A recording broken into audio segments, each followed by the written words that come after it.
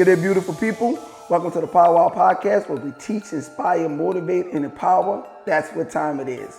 Today we're going to get into pretenders, contenders, and champions. Yes, pretenders, contenders, and champions. What are they? A pretender is someone who pretends, who plays, who parlays as if there's something that they are not. You're a pretender. A contender is someone who actually has a shot and an opportunity to actually win the game or the achievements they set forth. It's a contender. It's like a boxer. They only have a chance to win the title. Then there's a champion, someone who actually has the title, that has exceeded a pretender, that is beyond a contender, and now I actually have the goods, the things I set out to achieve. We often call those people who are pretenders would've, could've, should've people. I could have done it. I should have done it. I would have done it. And it's always at the end, if. Conditional. There are no ifs with champions. There are no ifs. It's I am a champion. Not if, it is because. The results of. See, champions do what they hate to create what they love. Right? I may not love to shoot 1,000 jumpers, but I really hate to make 1,000 jumpers because of the agony, the pain, the tired. I'm tired. I'm getting weary mentally and physically. The reason why I say shooting 1,000 jumpers and making 1,000 jumpers is I get that from Kobe Bean Bryant. See, what makes Kobe Bean Bryant a champion is not how he performed in games, but how he performed in practice. Think about that. Kobe Bryant, when he was in practice, he says, I don't have to shoot 1,000 shots. I have to make 1,000 shots until my practice, my session is over. That is before or after the team's practice. A pretender will say, man, I made it to the NBA. I'm sitting on the bench. I'm getting me a check. I'm with the Lakers. I'm with any team. Man, I made it. And I would say, guess what? Congratulations, because very few people will make it to the NBA. But in the NBA, you are a pretender. Then they got someone who's a contender, a team or a player that's trending, a player that's on the precipice of being a champion. He just needs one other piece needed, not made more or less of a teammate, but that thing internally and mentally that's going to change him over. Why do I say that? When Kobe Bean Bryant came into the NBA, he was in the playoffs, right? First of all, he didn't start his first couple of years, which actually made him extremely mad because he understood he was the best of talent, right?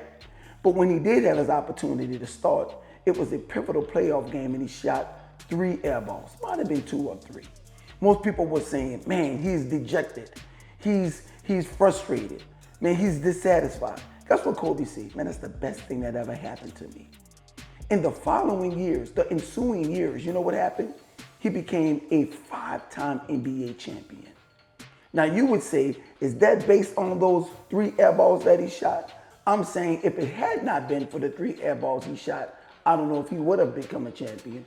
But because he is a champion, he looked at the 3 air balls and says, I'm going to get better.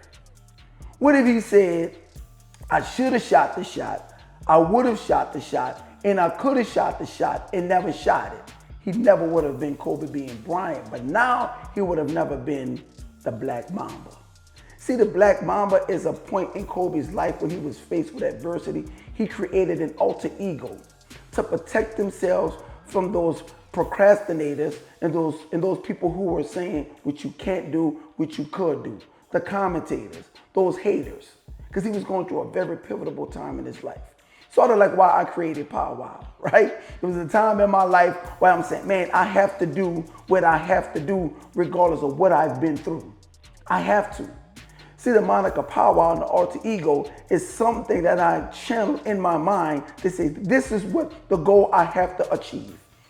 Despite not having a father, despite having a single mother, despite growing up in New Orleans, Louisiana, the most deadliest city, not in America, but in the world, despite going into one of the worst school systems in America, despite all those things, despite all the temptations, Despite all those things, what I had to do is develop something whereby I can fight off the haters, the naysayers, the doubters. I had to create that. You too have to create an alter ego to not only be a champion, but to be a perennial champion. See, when you are a perennial champion, you become what we say is immortal. Now you're in the Hall of Fame. Now you are in the best of the best among the best. A hallowed hall. And you may be saying, man, all these people in the world, how am I going to be a Hall of Famer? We're not talking about you against the world. We're talking about you in your world. In your world, are you a champion? In your world, are you a Hall of Famer? Or are you a pretender? Or are you someone says, man, I'm going to play like I'm doing it. I'm going to wake up early in the morning and I'm going to play like I'm jogging because I want to lose weight. And you're actually walking and you're on your phone and you don't have a pace whereby it burns calories, right? You're just doing the work. You're not actually in pursuit of a result. You're not. We're going to talk about that another time. Effort versus commitment, right? We're going to talk about that. But what I'm saying actually is, as a champion, I'm going to do the very thing that I hate to do, the very thing that I love. Although that is discomforting for me to get up early in the morning and study and pursue greatness, right? To pursue that. And greatness is not an achievement. Greatness is the thing that you had to overcome for the achievement, a la Muhammad Ali. See, oftentimes we throw the word greatness out and we say people are great because they have done such and such and such and such. A mild achievement, a mild accomplishment. But according to the things that you had to overcome, the insurmountable odds in order to make or have the achievement and the goal, that is what we call great. And when you're great, it makes you grateful because then you can see all that it took in order to get to this place as a champion. It's not a woulda, it's not a coulda, it's not a shoulda. And to also associate that with pretenders, contenders, and champions is what we call skill, talent, and gift, right? A skill, a talent, and a gift. A skill is something that you can acquire. It is oftentimes something that you can acquire that provides the very lifestyle that you have. We would oftentimes call that an occupation, right? What's your occupation? And based on what your occupation is, would normally determine your skill. Get that? But then you have a talent. This is something that God gives you, a talent, right? It's God-given. And what people don't understand is that your talents are supposed to provide profit. What does that mean? That the talent that you are giving is to profit you or to, in reality, create more talents. Why do I say that? In scripture, there were 3 men and they were all given 1 talent, right? They had 1 man, 2 men, they went out, invested their talent, did all what other things that they did and brought a profit back from their talent, which means they returned back more than what they had. It's a profit. The one gentleman says, man, listen, I'm going to take my talent and I'm going to bury it. I'm going to keep it in my pocket. I'm going to go and store it up. I'm going to save it. I'm going to do all those things. When the Lord came back, he says, I gave you a talent, you doubled it. I gave you a talent, you profited from it. You, the one that I gave a talent to, have done nothing with it. You come back with the same talent that I've given you. He says, yes, because I thought you was a master that was angry, that was careless, that was unforgiving. So I only took my talent and I give it back to you. That's what he called this man. Wicked. Twisted in thinking. That's what wicked means. Twisted. So you mean to tell me that I would give you a talent that is meant for profitability and you would simply store it up and give it back to me how I gave it to you? See, that's you're talking about a God of abundance. That's what that means. God would never give you something more for you to only have it and not it be profitable and not be more than what he gave you. He called the man wicked, right? That's the talent. But then you have a gift. And the gift is not only the thing that God has given you, the gift is the thing that you must give away. I know what you're saying. What? A gift is not only the talent, and it's not only the thing that God is giving you, it's the thing that you have to give away. Now get this, and I want you to listen to me closely. The gift is only a gift when you give it away. That's what we oftentimes call it a present, because we are presenting the gift to you. It's a present, right? I'm presenting the gift to you. I'm giving it away. But what I really want you to understand is this, is that a gift is no particular thing that is given away or presented. The gift is actually in giving. The gift is not one particular item or something tangible. The gift is in giving. It's the action. That is what a gift is. That is what oftentimes separate pretenders, contenders, and champions. Because the gift that they have, they give it away. And you know what oftentimes people associate that with? Passion. The thing that I can do and not have to be paid for it. Passion. That's how we simply define that. That's the gift. Something that you are passionate about and you can continue to do it and not be compensated for it, oftentimes is your gift. Think about that. Y'all can send me an offering later on that. But think about that. I want y'all to understand. The gift is not the thing that you're giving. The gift is giving.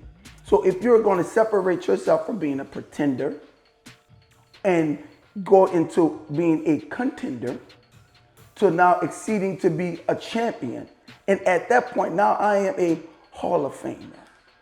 See, what I want you to understand before we conclude is that each of you all cannot live, and all of us for that matter, cannot continue to live a woulda, a coulda, a shoulda life.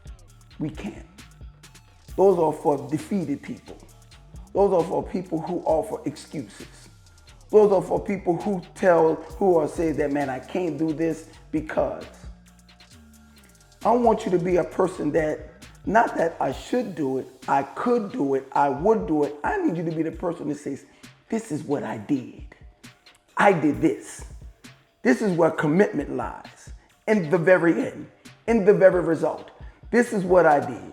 Because you can never define commitment until the very end. That's how you know when someone is committed. When the achievement and when the goal and the end is reached. People quit 2 times in their life. They quit when they have adversity and they quit when they hit their goal. That's why it's so difficult for champions to go for a second ring, right? A third ring. Because now you have to be not only a champion, but now you have to be what we call a perennial champion. Someone who hungers and thirsts after the feeling of winning. That's what we want you to be. That's what I want you to be. That type of person. Until then, what you're going to be is a contender, and there's nothing wrong with that.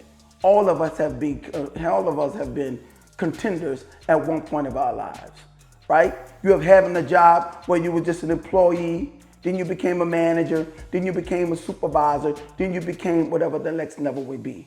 Me, myself, and our business, right? Started the business off, right? When I was in real estate, I started off as an agent, right? And then I started off as a broker, just selling real estate for myself. And then I opened a brokerage firm and had other people partner with me, and we all share in the profits of all of our duties and deeds. Think about that. Then I have my other business that I have, that again, I'm in pursuit of residual income. The income that I do, or that I earn for doing something yesterday, something that I did last month, something that I did last year or years ago, and I still reap a reward for that. We're talking about championship mentality. Residual income, more or less, is like a residual memory, because people will always remember a champion from the things that they did. It's residual. Sort of like, again, the business that you should be a part of. A championship business, a championship mentality, a championship association. Think about that. So I don't want you to be a pretender anymore. I don't want you to be a contender anymore. I want you to be a champion. And in order to be a champion, you have to affiliate and associate yourself with championship thinking. Therefore, you're going to have a championship behavior. And afterward, you're going to have a championship life. what I want you to do is come back to this podcast, right? And I want you to go to Powelltrippin.com. There you will find all the information needed for the next podcast. Until then, y'all be blessed. Stop tripping.